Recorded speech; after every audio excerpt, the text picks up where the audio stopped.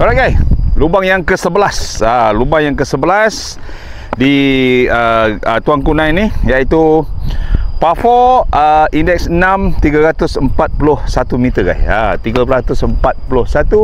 Lubang ni dog leg sedikit to the right. Menghala ke kanan guys. Menghala ke kanan, dan cabarannya untuk tee off ada pokok besar ni. Tiba-tiba ada pokok besar pula tengah-tengah ni. Macam mana lah kau ni? Jadi kita main kiri, fade guys. Kalau kita nak buat macam tu, boleh. Kita main kiri, bola akan fade ke kanan. Jadi kita cuba buat, tengok. Atau kita boleh cross, naik ke atas kalau boleh. Sebenarnya boleh je kalau nak naik ni, tak ada masalah bagi saya rasa. Kita try Come on, one good shot. Kasih pukulan satu, fade it baik-baik satu. Come on, one good shot. Manis-manis satu. One good shot. Cross the pokok. Alright. Pergi straight. Ngam, alright. Alright, ini pemandangan daripada tengah fairway ke tee box tadi. Sebelah kanan fairway hutan yang tebal. Aduh, mak sebelah sana uphill sebenarnya. Kita punya green lebih kurang distance di tempat saya ni 125. Ada pokok-pokok yang besar. Sebelah kiri fairway ada 2 bunker, dan ada air sebelah sana lah untuk fairway sebelah. Jadi kita try untuk pukulan kedua. Distance saya lebih kurang 125. Angin dari belakang saya menggunakan 120 lah. Tengok boleh tak saya on dengan baik.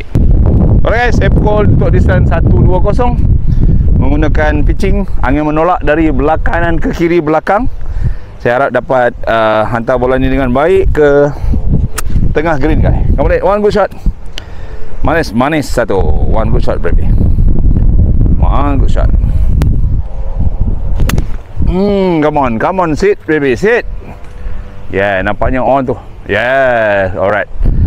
Alright guys, ini dia green untuk lubang nombor 11 ini. Green memanjang ke belakang. Sebelah kanan depan green ada bunker guys. Ini pemandangan daripada green ke arah fairway. Tengok apa candu nak chip masuk. Kita tengok boleh tak dia chip dengan baik. Uphill sedikit, ada satu tier untuk naik ke atas. Hari ini pin di tengah. Ada satu tier untuk naik ke atas, dan ada pin di tengah. Bola saya tak jauh.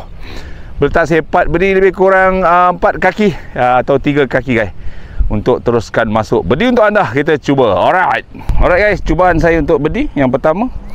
Nampak pendek dekat, tapi dia menurun ke kiri guys. Jadi saya ambil kanan, saya tengok cukup tak saya punya break semua.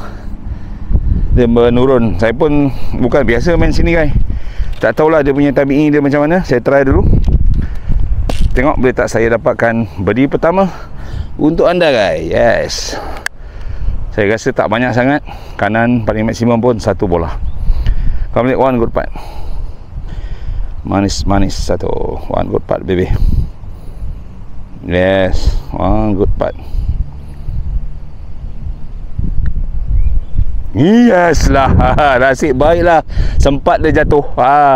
Birdie pertama di Tengku Nine guys. Thank you kerana menonton video ni sampai habis. Manis.